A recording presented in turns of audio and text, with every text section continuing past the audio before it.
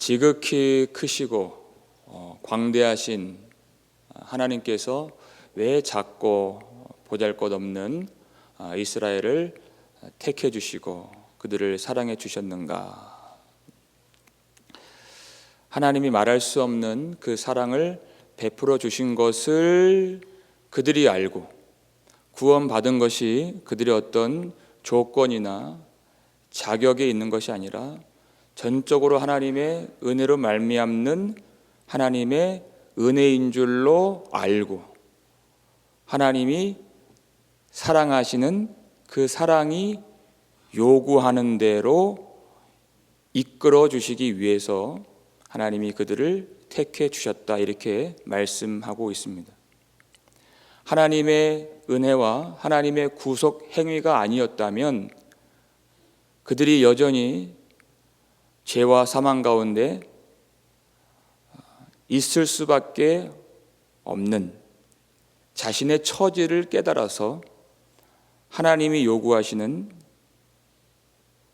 고아와 과부와 나그네를 사랑하는 그 길로 가게 하시려고 하나님이 자신을 낮추신 것처럼 하나님이 나그네 되었던 이스라엘 백성들을 사랑하신 것처럼 그들도 구원하신 하나님 긍휼의 아버지를 닮아서 그와 같은 길로 가게 하시려고 하나님이 그들을 구원하셨다. 여기에는 하나님이 자기 백성들을 구원하시는 이 장엄한 구속의 뜻이 들어가 있는 것입니다. 우리가 한 말씀을 함께 보실 텐데요. 창세기 18장 9절 말씀, 19절 말씀 읽겠습니다. 내가 그로 그 자식과 권속에게 명하여 여호와의 도를 지켜 의와 공도를 행하게 하려고 그를 택하였나니 이는 나 여호와가 아브라함에게 대하여 말한 일을 이루려 함이니라. 아멘. 왜 이스라엘 백성들을 하나님이 택하셨는가? 여기 그 이유가 나오죠. 여호와의 도를 지켜 의와 공도를 행하게 하려고 그를 택하였나니, 이렇게 됐어요. 이것이 구원의 목적입니다. 여호와의 도를 지켜서 의와 공도를 행하게 하시려고. 하나님은 그 백성들을 택하실 때 그 목적이 하나님의 정의와 하나님의 공의를 그들도 행하게 하시려고 택하셨다. 그래서 고아와 과부와 나그네를 사랑하라, 이 명령이 나오게 된 것입니다. 그렇게 만드시려고 자신의 처지를 알고 하나님이 주신 은혜를 알아서 자신이 나그네 되었던 것을 알아서 고아 되었던 것, 과부 되었던 것을 알아서 그렇게 하나님이 은혜 주실 때 하나님이 그들에게 베풀어 주신 정의와 공의를 자신들도 이웃에게 행할 수 있는 자로 만들어 주시기 위하여 이 죄로 가득한 어두운 세상 가운데 이스라엘 백성들을 하나님의 복이 되게 하시고 하나님의 빛이 되게 하시려고 그들을 구원하셨다라는 것입니다. 그러니까 이스라엘 백성들의 구원은 그들만의 구원이 아니라는 뜻입니다. 하나님이 그들만을 구원하시려고 이 일을 행하신 것이 아니라 그들을 통해서 세계 열방 천하 만민을 구원하시려고 그들을 먼저 구원하셨다, 이 이야기가 되는 것입니다. 하나님이 아브라함을 처음 부르실 때 그 약속이 그것이죠. 모든 민족이 너로 말미암아 복을 얻을 것이라. 너로 말미암아 복을 얻으리라. 너는 열방의 복이 될지라. 너는 복이 될지라, 이렇게 말씀하셨어요.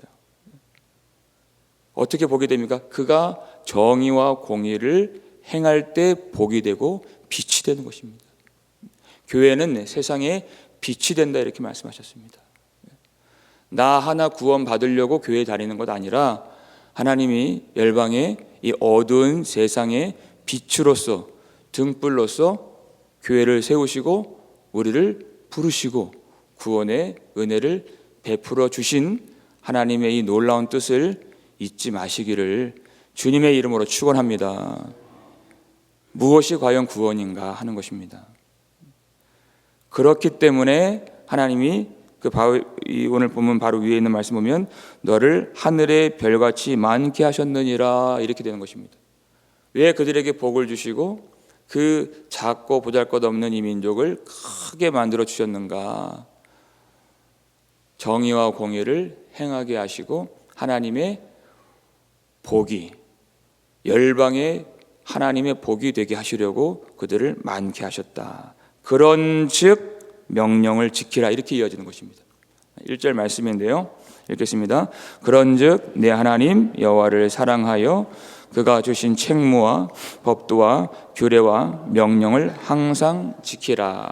아멘. 그렇기 때문에 하나님을 사랑하여 은혜를 받았기 때문에 작고 힘없는 보잘것없는 그들을 사랑하신 하나님이시기 때문에 하나님을 사랑하여 그가 주신 책무와 법도와 규례와 명령을 항상 지키라.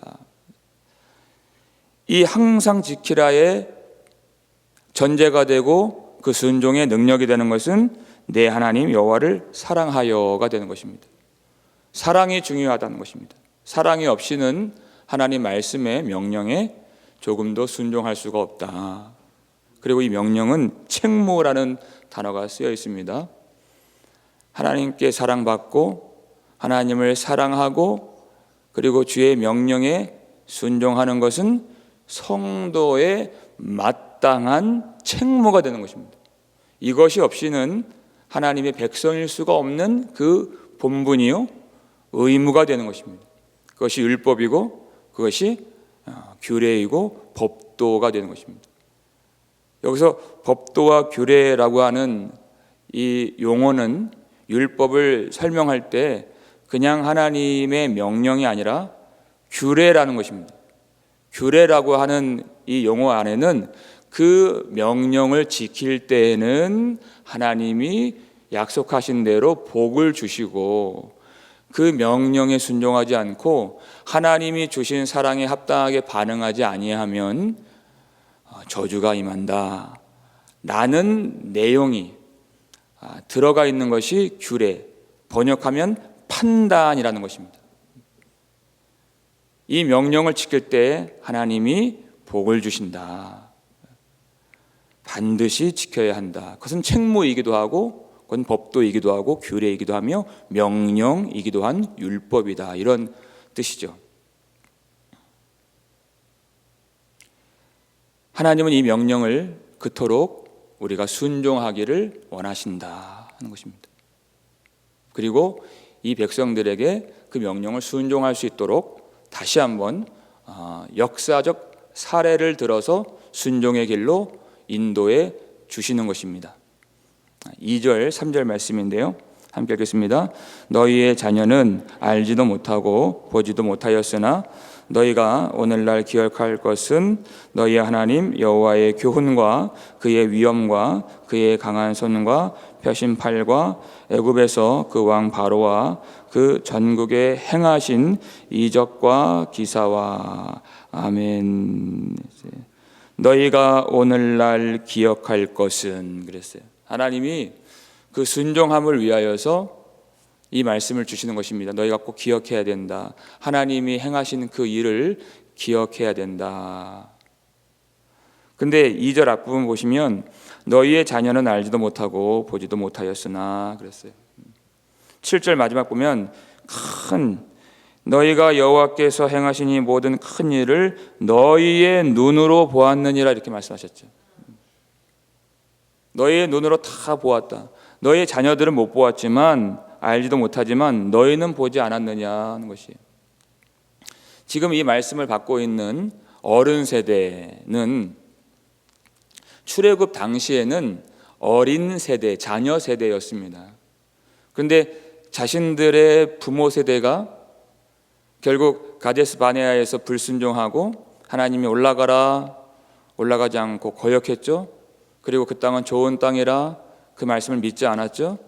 그들의 불순종 때문에 광야에서 그 부모의 세대가 다 죽고 40년이 지나서 그때의 어린 자녀의 세대가 지금 이 말씀을 받고 있는 어른 세대가 된 것입니다. 그들을 향해서 지금 너희가 라고 말씀하신 것입니다. 오늘날 기억할 것은 하는 것이, 그때 자녀였지만 지금 어른이 된 이 백성들은 애굽에서 있었던 일들, 그리고 하나님께서 애굽에 10가지 재앙을 내리신 그 이적과 기사와 하나님의 위엄을 그들의 눈으로 똑똑히 목도했던 경험이 있는 자들이었다는 것입니다. 하나님이 어떻게 이 백성들을 구원하시고 그리고 인도해 주셨는가, 그것을 하나님이 행하신 큰 일을 너희의 눈으로 보았느니라, 이렇게 말씀하신 것이에요. 그 중에서 아주 특별한 일이 있죠. 4절 말씀인데요, 함께 읽겠습니다. 또 여호와께서 애굽 군대와 그 말과 그 병거에 행하신 일, 곧 그들이 너희를 뒤쫓을 때에 홍해 물로 그들을 덮어 멸하사 오늘까지 이른 것과, 하나님 행하신 그 큰 일 중에서 도무지 잊을 수 없는 그 일, 출애굽기 14장에 나오는 그 일을 4절에 설명하고 있죠. 여호와께서 애굽 군대와 그 말과 그 병거에 행하신 일, 곧 그들이 너희를 뒤쫓을 때 홍해 물로 그들을 덮어 멸하사, 이렇게 됐어요. 이스라엘 백성들이 애굽을 나올 때 바로가 그 마음이 완강해져서 모든 애굽에 있는 병거를 다 끌고 이스라엘 백성들을 추격했습니다. 이스라엘이 그것을 보고서, 그 병거 부대가 오는 것을 보고서 심히 두려워하여서 원망이 터져 나오죠. 애굽에는 매장지가 없어서 너희가 우리를 여기로 인도하여 내어 광야에서 죽게 하느냐, 광야에서 죽는 것보다 우리가 애굽을 섬기는 것이 낫겠노라, 우리가 애굽을 바로를 섬길 것이라, 이렇게 얘기를 했어요.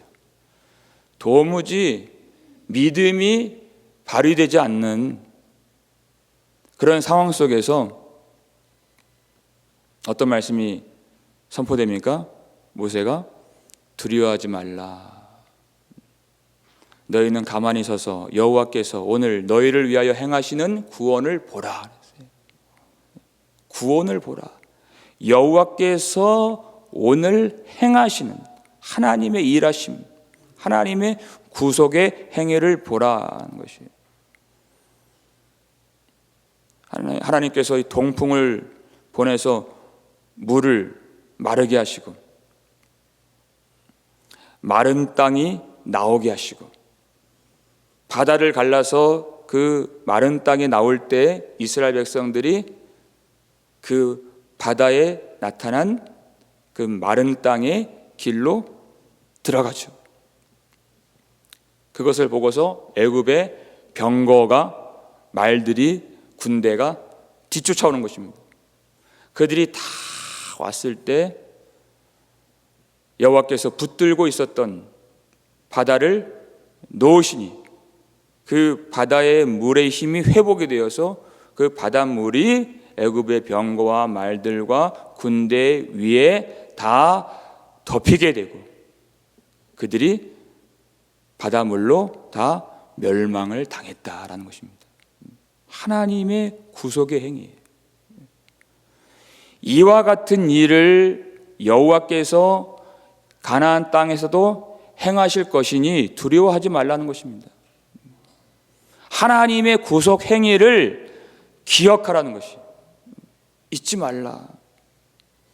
당대 최고의 군사력을 가졌던 애굽의 병거, 모든 병거, 말들, 그리고 군대를 하나님이 그 죽음의 바닷속에 다 던져버리신, 처박아 두신 그 구속 행위를 너희는 항상 기억하라 하는 것입니다. 여러분, 우리가 받은 그 구원의 일들, 우리를 위협하는, 도무지 우리로서는 해결할 수도 없고 어찌할 수가 없었던 그 죄와 사망이라고 하는 병거 부대, 하나님이 그 모든 죄를 그리고 사망을 바다에 던져 버리신 것입니다. 우리가 경험한 하나님의 구원의 일을 잊지 말라는 것입니다. 내 능력으로 된 것이 아니고 나의 어떠한 성품이나 자격으로 된 것이 아니고 만세 전에 그리스도 안에서 우리를 택해 주신 하나님의 은혜로 말미암아 우리를 구속해 주신 하나님의 그 큰 일을 잊지 말라는 것입니다. 두려워하지 말라는 것이.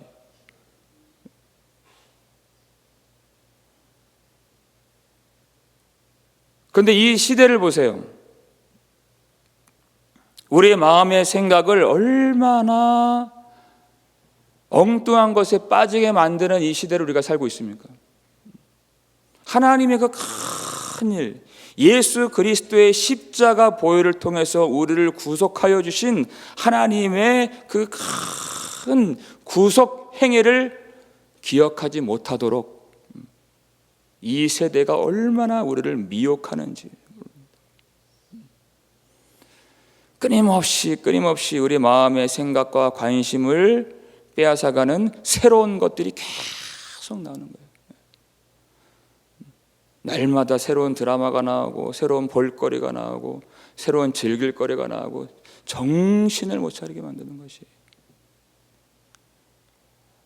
그런 것들이 아니라면 끊임없이 우리 속에 근심과 두려움과 불안과 걱정이 일어나게 만들어서 하나님이 우리를 어떻게 구속해 주셨는가 생각하지 못하고 정신을 잃게 만드는 것이에요. 고린도전서 2장 2절 보니까요, 사도 바울의 고백이에요. 내가 예수 그리스도와 그리스도께서 십자가에 못 박힌 것 외에는 아무것도 알지 않기로 작정하였습니다. 그랬어요. 여러분, 이 작정이 있으시기를 주의 이름으로 축원합니다. 무엇을 알아야 됩니까? 무엇을 기억을 해야 됩니까? 예수 그리스도와 그리스도께서 십자가에서 죽으심으로 그 피로 나의 죄를 사해 주시고 나를 사망에서 건져내 주신 하나님의 그 크신 구속 행위 외에는 아무것도 알지 않기로, 내가 기억하지 않기로 작정하였습니다. 그 하나님의 그 큰 일을 알아야 하나님이 원하시는 바른 길로 걸어갈 수 있기 때문이에요. 하나님의 구속의 일을 항상 기억하는 것. 그리고 어떤 일을 기억하라 이렇게 하십니까? 6절 말씀인데요, 함께 읽겠습니다. 르우벤 자손 엘리압의 아들 다단과 아비람에게 하신 일, 곧 땅이 입을 벌려서 그들과 그들의 가족과 그들의 장막과 그들을 따르는 온 이스라엘의 한 가운데에서 모든 것을 삼키게 하신 일이라. 민수기 16장에 나오는 내용이죠. 다단과 아비람에게 하신 일. 민수기 본문을 보면은 고라가 나오고 그 이름이 여기선 빠졌지만 다단과 아비람이 모세를 반역하여서 당을 짓고 지휘관 250명과 함께 그 명령을 따르지 않고 모세를 향해서 반기를 든 그 사건입니다. 모세가 경고해요. 책망합니다. 여호와께서 여기 계시거늘, 여호와께서 여기 계시거늘, 우리와 함께 계시거늘 어찌 너희는 스스로 높이느냐, 어찌 그렇게 마음이 교만해졌느냐, 왜 하나님의 말씀을 순종하려고 하지 않느냐. 그 책망을 듣고 그 마음의 고집과 거만한 마음을 버렸더라면, 어제 말씀에 너희 마음 가죽을 베라 그랬잖아요. 그게 살리는 일이라는 것입니다. 그 교만한 마음을 버렸더라면 얼마나 좋았겠습니까? 모세의 책망을 듣지 않으니까 여호와께서 직접 등장하세요. 어떻게 하십니까? 그들을 꾸짖으시고, 하나님이 땅이 입을 벌리게 하셨어요.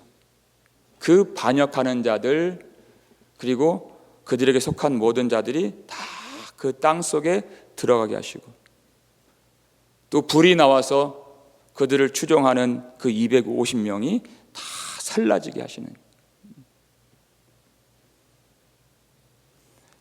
우리가 4절에서 읽었던 그 내용은 뭐냐면, 이스라엘 백성들을 추격하고 하나님의 구속의 일을 회방하는 애굽의 병거, 애굽의 군대를 바닷물로 덮어서 멸하셨다는 얘기예요. 그리고 구원하셨다는 것이에요.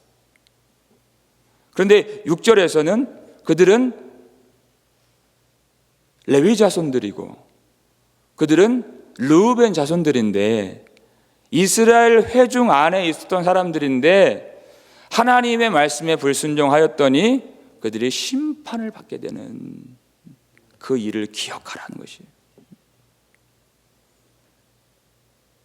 그 다단과 아비람의 길로 걷지 말라는 것입니다. 하나님이 택해 주신 사랑에만 반응하여 하나님을 사랑하고 모든 명령에 순종할 것이지, 그 명령에 불순종하여서 땅이 입을 벌려서 그들을 삼키는 그 다단과 아비람의 길로 절대 가서는 안 된다. 하나님의 구속하신 일을 기억하고 하나님의 심판하신 일을 기억하라.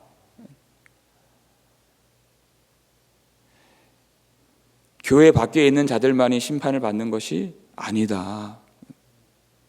구원을 받았다고 생각하는 사람들이지만 실제적으로 하나님 명령에 순종하지 않는 자는 하나님이 심판하신다. 그것을 기억하라. 너희들이 눈으로 다 보지 않았느냐.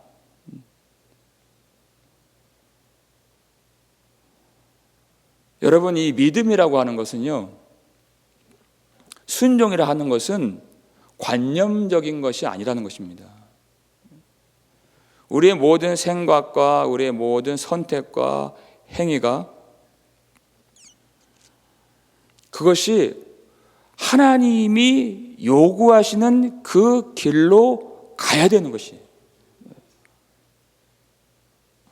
하나님이 베풀어 주신 은혜를 따라 가야지만이 그것이 순종인 것입니다. 하나님은 그것을 요구하십니다. 하나님의 말씀에 바른 길로 걷고 있는가? 하나님을 사랑하여 모든 명령에 순종하는 복된 길로 가고 있는가? 아니면 하나님을 멸시하여 하나님 말씀에 순종하지 않는 멸망의 길로 가고 있는가? 이 둘밖에는 없는 것입니다. 모든 사람들은 거기에 반응해야 되고, 그리고 지금 사실 모든 사람들은 반응하고 있는 것입니다. 그들의 생각이, 그들의 걸음이, 그들이 살아온 인생이 하나님께 대한 반응이에요.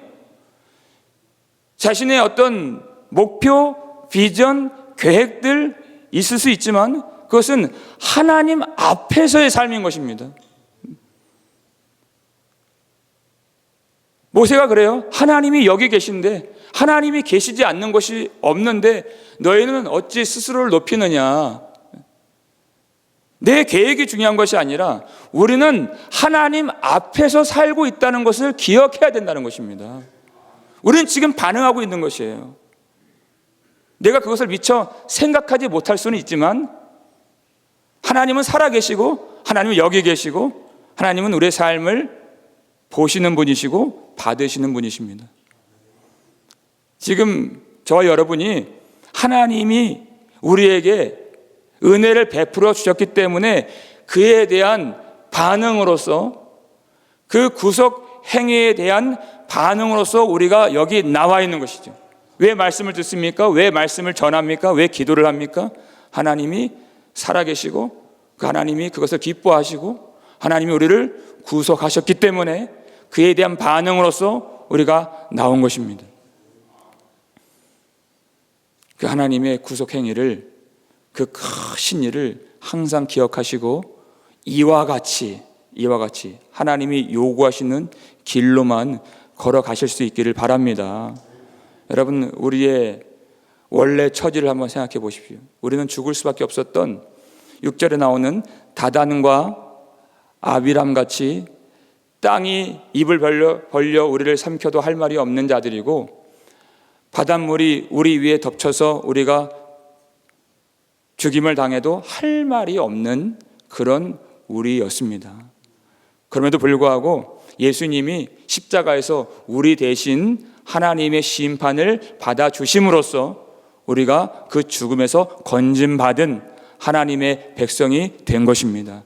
그 하나님의 크신 일을 항상 기억하여 예수 그리스도와 예수 그리스도께서 십자가에 못 박히신 일 외에는 아무것도 생각하지 말고 아무것도 알지 않고 아무것도 기억하지 않아서 하나님이 요구하시는 그 길, 하나님이 기뻐하시는 그 복된 순종의 길로 항상 나아가 하나님께 영광을 돌릴 수 있는 저와 여러분 되시기를 주님의 이름으로 축원합니다.